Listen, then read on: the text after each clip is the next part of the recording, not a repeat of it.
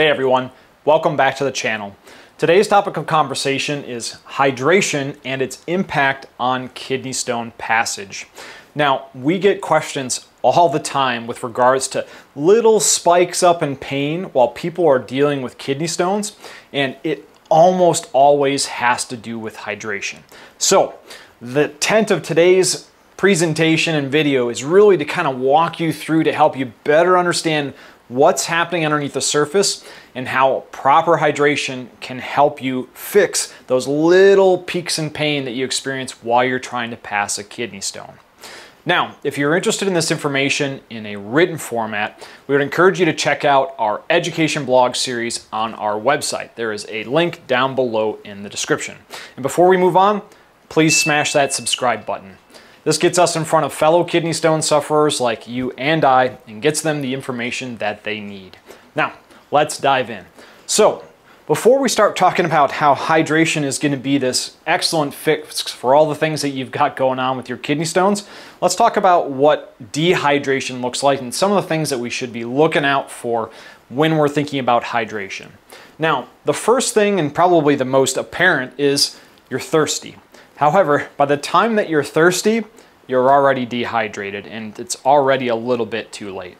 So when you get to this point, this is telling you right now that, hey, I need to do a better job a couple hours ahead of time of when I'm feeling dehydrated to be able to better hydrate myself.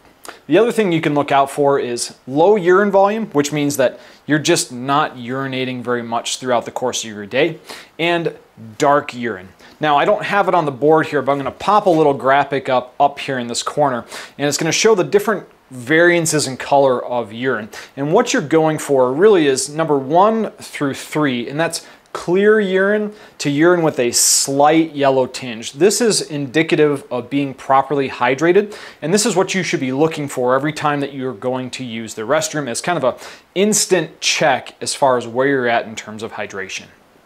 Now, when it comes to kidney stones, and we were mentioning this at first when we have these little peaks in pain while we're passing kidney stones that may be otherwise pretty asymptomatic and not very bothersome, but this happens typically for the people that reach out at consistent times throughout their day. It could be for a lot of people it's in the afternoon, and some people experience this in the morning. And when we really kind of picked all of it apart, what people are doing or not doing, really hydration came across as the major theme that was lacking for those individuals that were experiencing this. And once they changed it, they didn't have this happen anymore. So let's kind of peel back the surface a little bit further to explain to you in a little more detail about what's actually happening here when we're not properly hydrated when we have a kidney stone. So the ureter actually has the ability to contract and expand or dilate depending upon the urine volume that it's handling. So when you're dehydrated and you have a low volume of urine, that ureter actually starts to shrink in size, which makes sense. It's not handling as much urine. When it's properly hydrated and you have the urine volume necessary to hydrate the rest of your body, the ureter actually expands or dilates to be able to handle an increased volume, which is a good thing. However, when we're talking about states of dehydration and the ureter actually contracting, when there is a kidney stone located in the ureter, this can be problematic for a couple different reasons. First and foremost, when that ureteral wall starts to close in on that kidney stone, it's going to be really uncomfortable. The ureter is really soft and kind of tender flesh, and when you've got that oftentimes very pokey and hard kidney stone inside there, it is going to equate to a very high degree of discomfort. It's not necessarily going to be out of this world painful unless you have a really spiky kidney stone and it kind of jabs that flesh. But even bigger than just the initial discomfort of that ureter closing around that stone is the resultant after effects of that. And this includes hydronephrosis, which is a backup of urine into your kidney, which then results in renal colic pain, which again, if you've had a kidney stone, you're likely familiar with that explosive level pain. That's renal colic in a severe fashion, but there are varying degrees to that. But any backup of urine that's gonna push into the kidney is potentially going to cause pain in varying degrees. But these little spike ups in pain that people are experiencing are not moderate or mild or severe degrees of hydronephrosis. If you've watched our video on the 4 different grades of hydronephrosis, you know we're dealing with a little mild or an elevated mild degree, but it's enough to get your attention for a short period of time. And again, that's because your ureter is contracting, closing in on the stone, causing not only a little bit of discomfort when it closes in on the stone, but again, hydronephrosis leading to some pressure and potentially also leading to some pain. So this is what's happening underneath the surface. So how do we fix it? So obviously we're going to want to drink more fluids. In particular, we want to drink water, as this is the most hydrating for our bodies. Now, the American Urological Association recommends sufficient fluid intake that will equate to 2.5 liters or 80 ounces of urine output every day in order for kidney stone prevention and proper hydration. And some of you are probably going, how the heck do I get the math to work out, and how much do I drink in order to get to this magical 2.5 liter number? Well, fortunately, there's an equation that has been ferreted out over a number of different studies that have been done on hydration.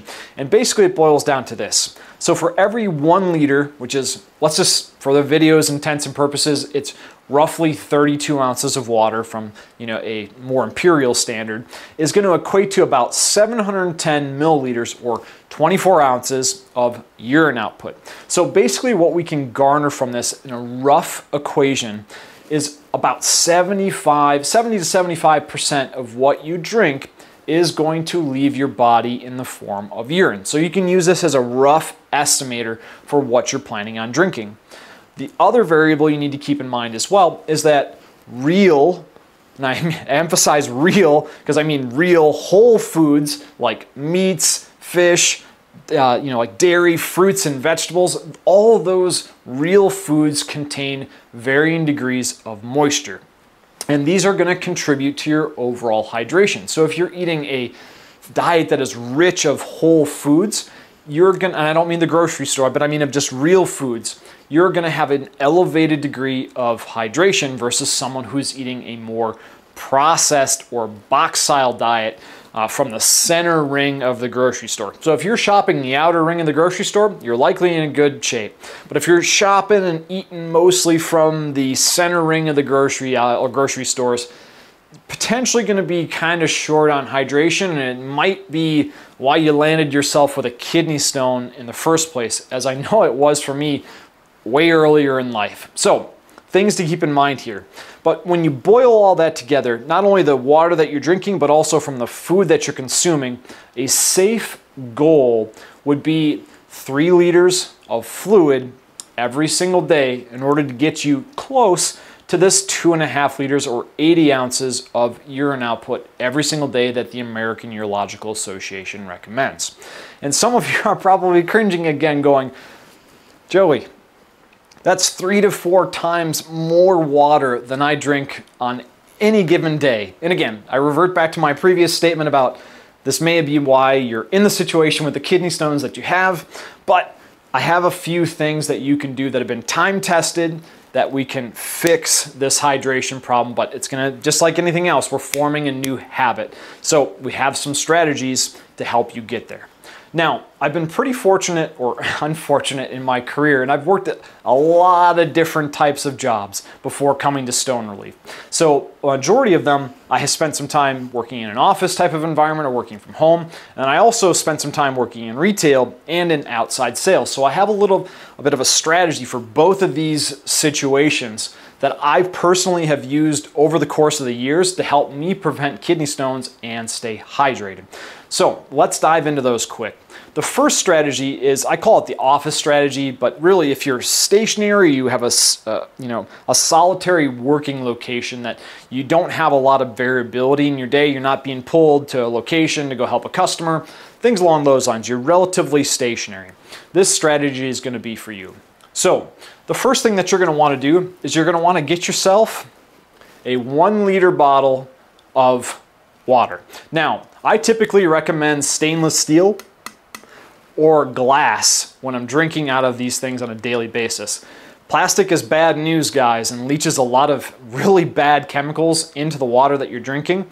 I'm not going to cover that in detail here, potentially for another video, but just know that you're going to want to drink your water out of stainless or out of glass. But now that you've got this 1 liter 32-ounce bottle, this is going to help set you up for success. And if you're interested in one of our branded bottles, the link is down here at the bottom of the screen if you'd like to grab one of these. But nevertheless, so you've got yourself your 1 liter bottle, and the next thing that you're going to do is you're going to set yourself alarms at 10 a.m., 2 p.m., and 6 p.m. Now, feel free to adapt this time for whatever you need to do for your work schedule, but the key here is that you're giving yourself 4-hour blocks of time in order to get through this 1 liter bottle. So in essence, when you break it all down, each hour you should really be trying to shoot for about 8 ounces of water consumed. And that will get you to your 32 ounces within that hour. And then when those alarms go off, your goal is to have drink this bottle by the time that that alarm goes off. And if you do that consistently every day of the week, or at least during the weekdays, you will find yourself properly hydrated with very, very few exceptions, unless you're working out like a madman or a madwoman, which you will need to drink extra water, but you'd probably be doing that anyways because you're moving, being athletic, and you're just needing to drink water. Next is the retail and sales strategy. And for those of you guys out there that are working in that capacity, I salute you. I did that for a number of years. It is a chaotic and hectic environment, especially if you're trying to deal with a kidney stone and stay hydrated at the same time. There are so many different demands on you. But I use this strategy myself for a number of years and it works. You just have to stick with it. So instead of using that big 32-ounce bottle, what you can do is just get yourself a cup or a mug. All you're really looking for is about 8 ounces. That's a 1 cup measuring cup if you're familiar with baking or just in the kitchen. So a little 1 cupper. Or you can even just grab something off the shelf of where you work. It doesn't have to be fancy. And instead of doing alarms 3 times a day, you're actually going to set your alarm every hour on the hour while you're working, with the idea of again, breaking this out into smaller pieces where you're drinking 8 ounces or 1 cup every single hour. And just like before, you want to drink that 1 cup every hour. By the time that, or when that alarm goes off, you're going to be consuming that water. So at the end of your day, let's just assume that you work an 8-hour day, you'll have consumed 64 of the 96 ounces that you're looking to consume. Now, you can go above and beyond this, drink a little bit more, drink a little bit less, but the idea here is, again, to get you a framework in order for you to use to be able to help you become successful.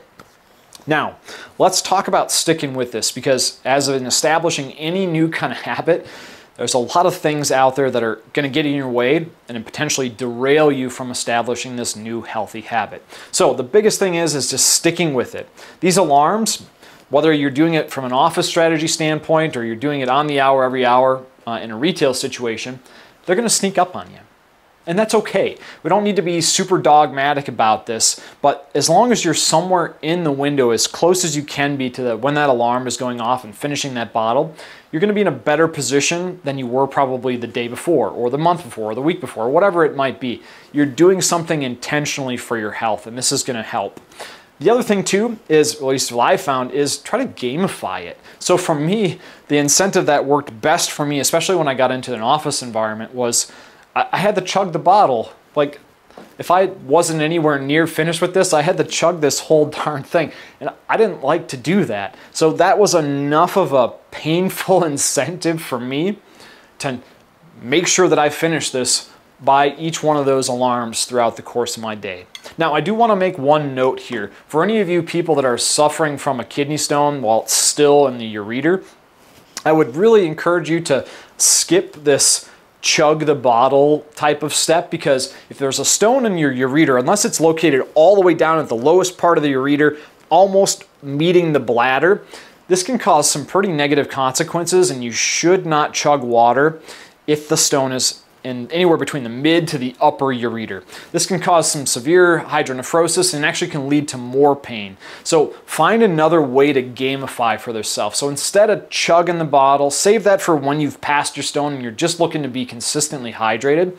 But I don't know, some people have told me that they've either done $1 or some quarters in a jar to kind of, they obviously can use it for something else later, but a little bit of a penalty or a little bit of pain will help it cement in your mind to be able to reinforce that habit every single day, to be able to actually just become on autopilot, or maybe you get to a point where you don't even need to use those alarms anymore. That's kind of where I'm at, where I know I'm drinking 3 or 4 liters every single day of water just because it's been ingrained. It's an autopilot thing for me. So hope this helps you guys. Obviously there are a number of different professions out there that may have their own little intricacies as far as being able to hydrate effectively and then consequently use the restroom. And if you find yourself in one of those situations that doesn't really fit into these 2 categories, send us a message. Be happy to help you construct something that will get you the water, or that get you the hydration that you need, not only to help you better manage that kidney stone, but also to help prevent kidney stones from happening in the first place down the road from here. So if you found value in this, I would please encourage you to smash that subscribe button down in the bottom right-hand corner. And as always, if you have questions or any comments at all, please leave them down below. We do answer all of them, and we will see you guys again in the next video. Thank you.